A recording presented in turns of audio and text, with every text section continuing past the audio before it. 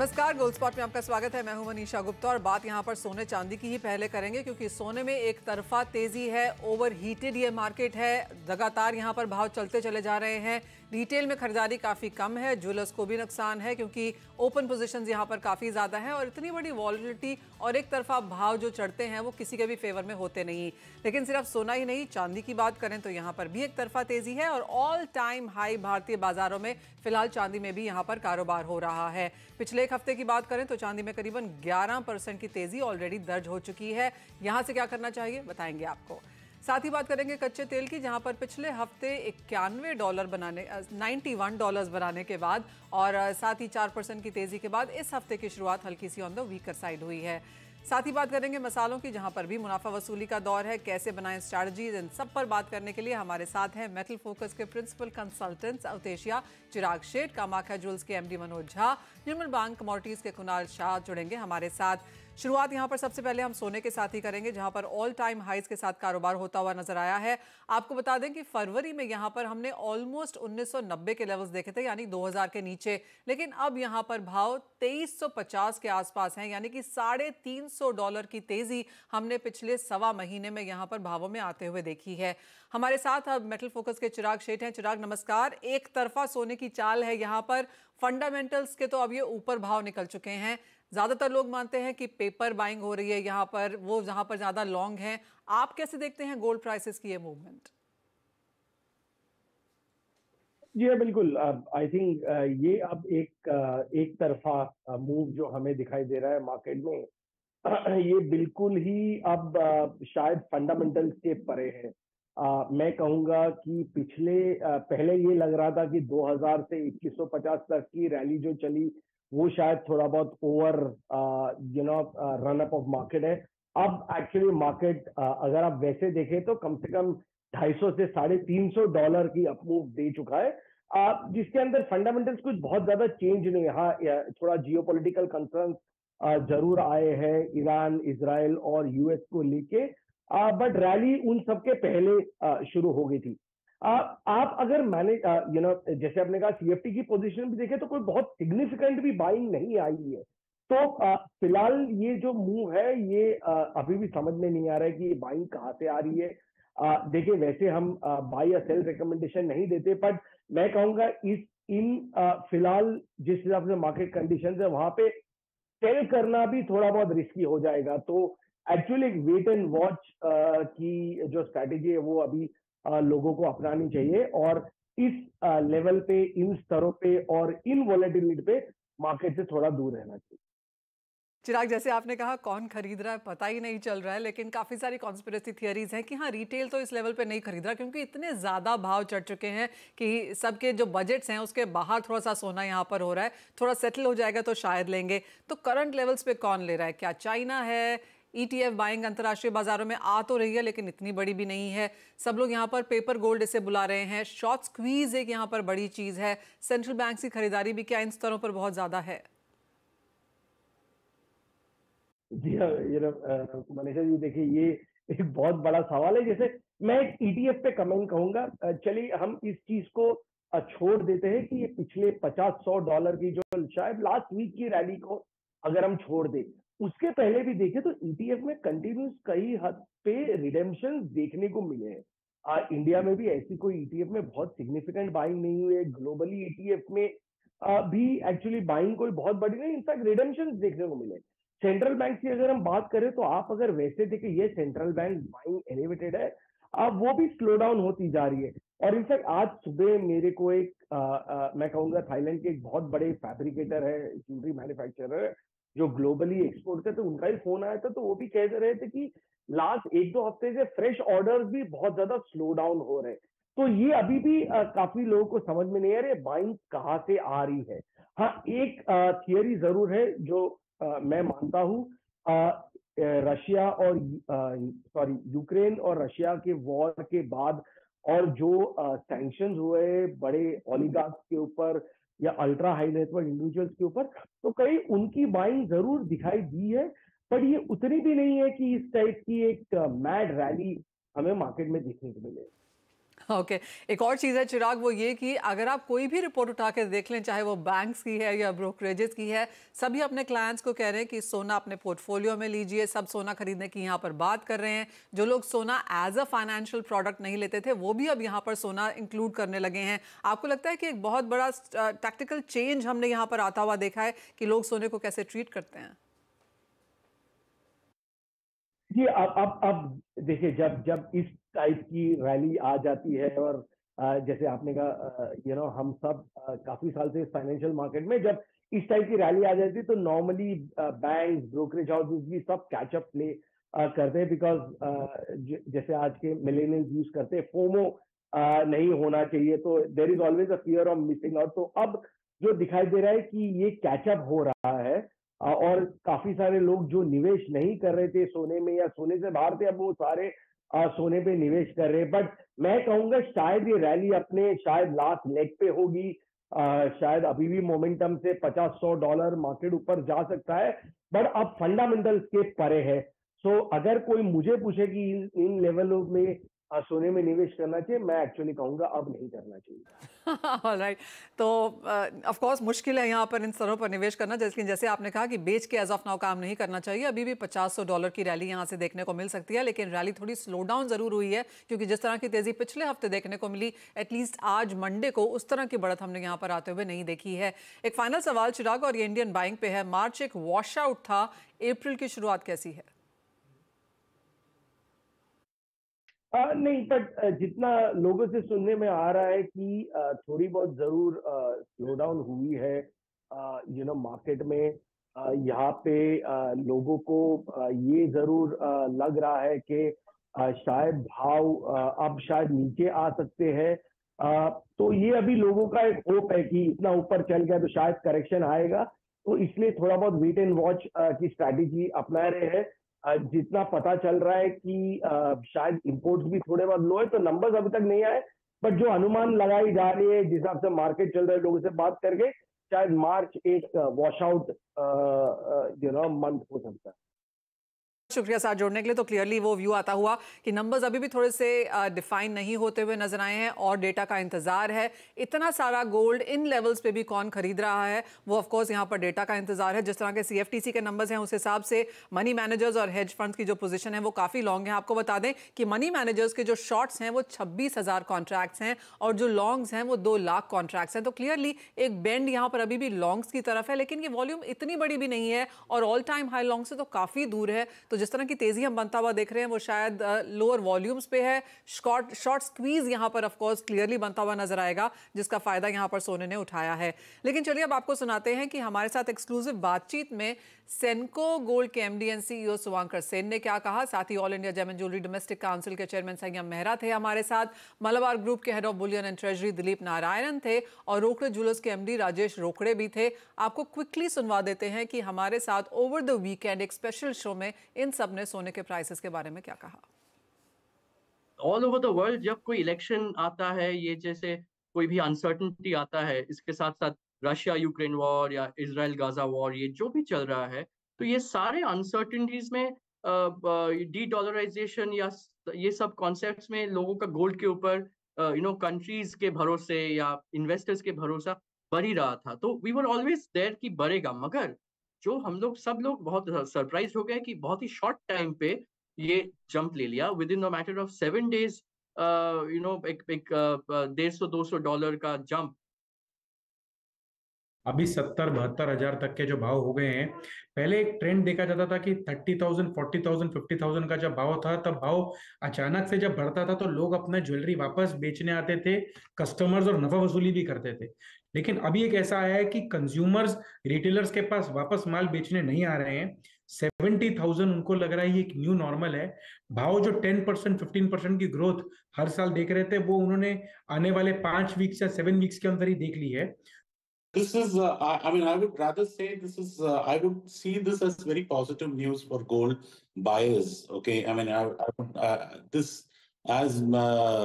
as everyone mentioned here, this is a time where you keep buying in small dips and then keep adding more gold to your kitty. Okay, and the value appreciation which it has given over the year is very clear. It's almost 15% and more than that. पड़वा में 2019 में 31,000 का rate था, तब वो भी काफी महंगा लगता था। 2020 में 42,000 हुआ, 21 में 47 हुआ, 22 में 51 हुआ और लास्ट ईयर 58,000 था, जो कि अभी ऑलमोस्ट 70,000 हो गया है। मुझे लगता है कि गोल्ड एक ऐसी चीज है कि ऑल टाइम जब भी आपके पास आप उसमें इन्वेस्ट कर सके या उसको एज अ यूज करने के लिए ले सकते हैं। जब आपके पास पैसा है तो आपने बिल्कुल लेना चाहिए, उसलिए रुकना नहीं चाहिए। तो ये of course various markets voices हैं जो आपको बता रही हैं कि यहाँ से सोना बेच के काम नहीं करना है। अगर आपने लिया हुआ है तो यहाँ पर मुनाफा ही देखने को मिलेगा, और पिछले कई सालों में भी अगर आपने सोना लिया होता तो इस वक्त आप यहाँ पर अच्छे खासे मुनाफे में हैं। हमारे साथ अब यहाँ पर मनोज झा हैं। मनोज जी नमस्कार। एक बहुत ही अजीब टाइम पीरियड है जब बाजार के एक्सपर्ट्स को लग रहा है कि पेपर बाइंग हो रही होगी। ज्वेलर्स ऑफ कोर्स यहाँ पर जिनकी ओपन पोजीशंस हैं ऑन अ लॉस हैं, रिटेल बाइंग ऑलमोस्ट गायब है। कल ऑफ कोर्स यहाँ पर गुड़ी पाड़वा है तो उसकी तरफ से कोई बाइंग यहाँ पर देखने को जरूर मिल सकती है।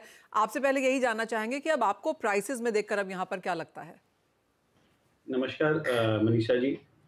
ये जो गोल्ड प्राइस अभी बढ़ा है, पूरे वर्ल्ड के जितने भी एनालिस्ट हैं किसी ने भी ये प्रेडिक्ट नहीं किया था, और किसी ने ये नहीं सोचा था कि इतने कम टाइम में गोल्ड चला जाएगा, बहुत लोग इतने हाई पे चला जाएगा। बहुत लोगों ने सोचा था ऐसा कि ये सितंबर अक्टूबर मंथ के आसपास इस तरह के हाई देखने को मिल सकते हैं, लेकिन ये जो हाई बना है ये किसी के समझ से परे है।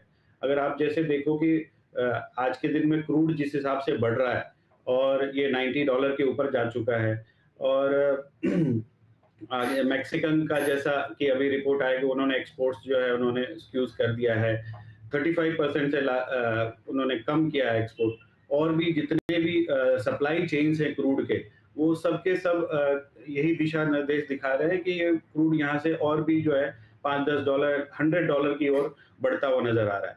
तो अगर इस तरह से क्रूड आगे बढ़ेगा तो कहीं ना कहीं इन्फ्लेशन जो कम होता हुआ हम देखना चाह रहे थे यूएस में, वो उसके ऊपर एक रुकावट सी आ जाएगी। और अगर इन्फ्लेशन कम नहीं होगा तो जो रेट कट जो इतने ज्यादा लोग वहाँ सोच रहे हैं कि रेट कट हो जाएगा और बहुत ज्यादा, जिसकी वजह से गोल्ड का ऊपर जाने का ये भी एक ऐसा स्ट्रॉन्ग रीजन माना जा रहा है।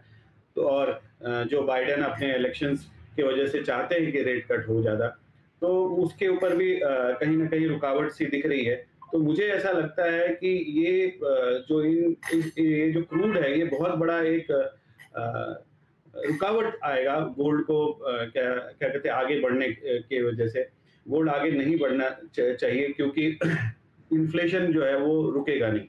दूसरी बात ये है कि ईटीएफ अगर आप देखें तो ईटीएफ 2019-20 के आसपास का जो इनफ्लो था वहां पे पहुंच चुका है। ईटीएफ में इनफ्लो बहुत ही कम है और नेट इनफ्लो कभी कभी निगेटिव भी दिख रहा है। तो जो ईटीएफ होता है वो एक्चुअल जो फिजिकल मार्केट है वहां पे कैसी बाइंग हो रहा है उसका एक इमेज ईटीएफ के इनफ्लो और आउटफ्लो से आप अंदाजा लगा सकते हैं। तो वहां भी ऐसा कहीं भी गोल्ड में इन्वेस्टमेंट नहीं दिख रहा है। हाँ, एक बात जरूर है, जो चाइना में बाइंग हो रही है, पिछले कई महीनों से बाइंग हो रही है, इंडिया के कुछ सेंट्रल बैंक्स भी बाइंग कर रहे हैं, ऐसी बातें आ रही है। वहां भी फरवरी महीने में जो है अप्रोक्सीमेटली 50% का बाइंग में गिरावट सा, बहुत जगह ऐसे न्यूज आई है कि गिरावट सा है। तो इन सब चीज़ों को अगर मैं एनालाइज करूं तो गोल्ड अपने बहुत ही हाई पे है। ये कहीं ना कहीं पेपर ट्रेडिंग हो रही है और इससे हर इंसान को बच के रहना चाहिए कि गोल्ड जिस तरीके से ऊपर आया है कहीं ऐसा ना हो कि इससे ज़्यादा स्पीड से जो है ये गोल्ड नीचे आए। क्योंकि देखिए गोल्ड जब तक कि 2200 के नीचे नहीं जाता है, 2000 to 22, तब तक ये डिमांड सप्लाई का जो प्रॉपर समीकरण है वो नहीं बैठता है। तो बाइंग का कहीं भी कोई जगह नहीं दिख रहा है और मुझे ऐसा लगता है कि यहाँ से गोल्ड और भी शॉर्ट कवरिंग हो या पेपर गोल्ड के वजह से ट्रेडिंग के वजह से $50-100 बढ़ जाए, लेकिन जो डाउनफॉल है वो गोल्ड में काफी बड़ा दिखता है। यहाँ से कम $2200 के नीचे ये मुझे कभी भी आता हुआ नजर आता है। तो 2200 एज ऑफ नाउ एक स्ट्रॉन्ग सपोर्ट के तौर पर काम कर रहा है। अगर वो होल्ड करता है तो हम यहाँ पर कारोबार कर सकते हैं, अगर वो तोड़ता है तो ऑफकोर्स एक मुनाफा वसूली बनती हुई नजर आ सकती है। मनोज जी, इंडियन मार्केट्स की अब बात करेंगे और कल गुड़ी पाड़वा है, उसके साथ ही साथ काफ़ी सारी और स्टेट्स के न्यू ईयर्स यहाँ पर आ जाएंगे। मई में अक्षय तृतीया भी है। किस तरह की तैयारी है ज्वेलर्स की इन सब को देखते हुए, क्योंकि इतने हाई प्राइसेस पे कोई बहुत ज़्यादा वॉल्यूम जाएगी ऐसा नहीं लगता, लेकिन वैल्यू ऑफ कोर्स एक चीज़ है जिसके ऊपर jewellers as of now depend कर रहे हैं। देखिए, फाइनेंशियल ईयर की शुरुआत है और गुड़ी पाड़वा हर साल अच्छा ही रहता है, और अक्षय तृतीया आप देखने जाएंगे तो धनतेरस के मुकाबले ऑलमोस्ट सेम टू सेम आजकल बाइंग होने लगी है। तो ज्वेलर्स जो है वो फरवरी महीने से ही काफ़ी तैयारियां में जुड़ गए थे, और क्योंकि हर साल ये अच्छा जाता है गोल्ड के लिए, लेकिन जैसा जैसा मंथ बीतता गया, मार्च का महीना आया और अप्रैल फर्स्ट में गोल्ड रेट्स इतने हाई हो गए हैं कि अब ज्वेलर्स भी कहीं ना कहीं कम गोल्ड बाइंग कर रहे हैं। जो अपने एग्जिस्टिंग स्टॉक हैं उसमें गुड़ी पाड़वा और अक्षय तृतीया में अपने सेल को निपटाने की कोशिश करेंगे। लेकिन ये एक ऐसा ऑस्पिशियस डे है गुड़ी पाड़वा और अक्षय तृतीया, जो कोई भी भाव में, जो इंडिया में जो लोग हैं वो भाव में ज्वेलरी खरीदते ही हैं, गोल्ड खरीदते ही हैं। तो नो डाउट सेंटिमेंट्स थोड़े डाउन रहेंगे गोल्ड रेट को लेके, लेकिन फिर भी दुकानों में आपको भीड़ नजर आएगी, लोग बाइंग करते हुए नजर आएंगे। थोड़े कुछ एक 5-7% कम हो सकते हैं, लेकिन बाइंग आपको नजर आएगी। और यहाँ पर भी अगर गुड़ी पाड़वा और बाकी स्टेट्स की बाइंग देखें तो आपको कहाँ लगता है इन स्तरों पर अब खरीदार कहाँ पर मिलेंगे? क्या वो मेट्रोज हैं, क्या डायमंड की तरफ ज्यादा झुकाव है, क्या प्लैटिनम जो कि सोने से एज ऑफ नाउ सस्ता है वहां पर बाइंग बेहतर है? देखिए, पिछले 2-3 सालों का ट्रेंड देखें तो प्लैटिनम ज्वेलरी की सेल्स पूरे इंडिया में काफी सर्ज की है, ऑलमोस्ट डबल।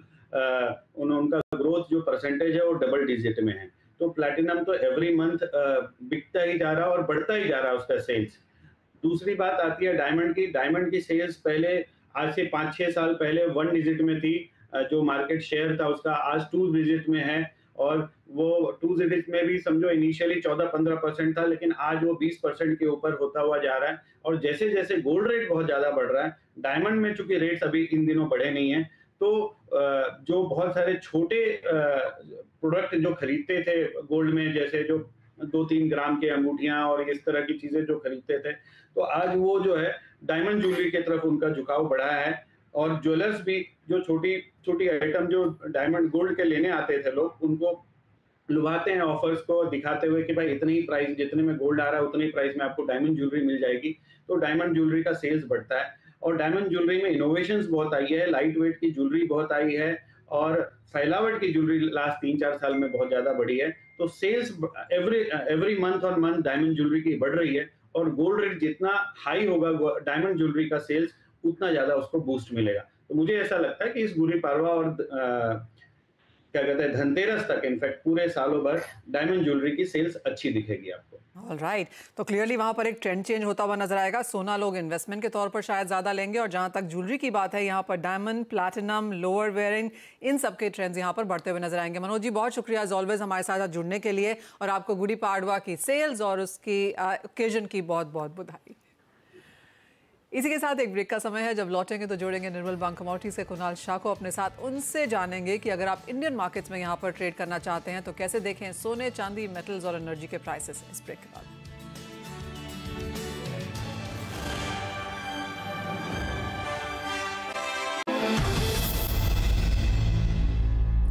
नमस्कार, आप बने हुए हमारे साथ CNBC आवाज पर। बात अब यहाँ पर स्ट्रैटेजीज की करेंगे। हमारे साथ निर्मल बैंक के कुणाल शाह हैं। कुणाल नमस्कार। सोने चांदी पे हमने अच्छा खासा इंडस्ट्री पर्सपेक्टिव तो लिया है। सबका मानना है कि फंडामेंटल से ये परे है। रैली थोड़ी सी स्लो डाउन होती हुई जरूर नजर आई है, लेकिन अभी भी इन द पॉजिटिव स्टैंड है। यहाँ से कितनी तेजी आपको लगती है? क्या कुछ प्रॉफिट टेकिंग की एक्सपेक्टेशन आप कर रहे हैं? जी, मैं यहाँ से मैक्सिमम शॉर्ट टर्म में गोल्ड में 1000 रुपया और चांदी में 2000 सवा 2000 रुपया, उससे ज़्यादा तेजी एक्सपेक्ट नहीं कर रहा हूँ। मुझे लग रहा है कि ये जो भी रैली आई है वो रेट कट, जियोपॉलिटिक्स, सबको ये फैक्टरिंग कर दिया है। सो कहीं ना कहीं इसमें रैशनलाइजेशन आना चाहिए।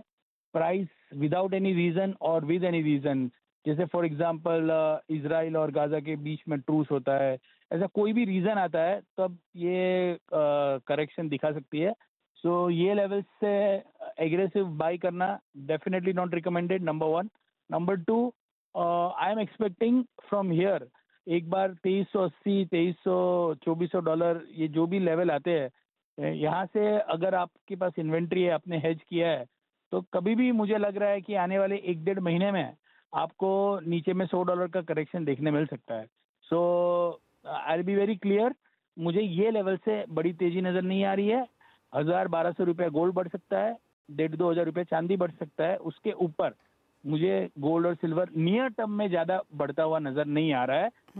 फंडामेंटल 100% डिस्काउंटेड है, तो I stick with my strategy and I believe that the upside from here is very limited and there is a possibility of downside going forward in next 10-15 days. ठीक है। कुणाल आपको तेजी यहाँ से बहुत ज़्यादा नज़र नहीं आती है, लेकिन इंटरेस्टिंग जानना ये भी होगा कि यहाँ पर अब सपोर्ट लेवल्स क्या हैं, क्योंकि जो पिछले साल के लोज थे वो तो बाजार को लगता है अब नहीं बनते हुए नजर आएंगे।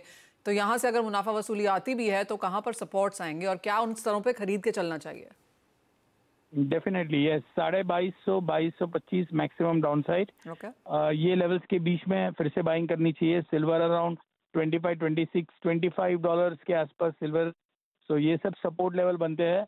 ओवरऑल डायरेक्शनल व्यू तेजी का है, सो ये जो पेस में बढ़ा है इस पर छोटा मोटा करेक्शन आने की जगह है।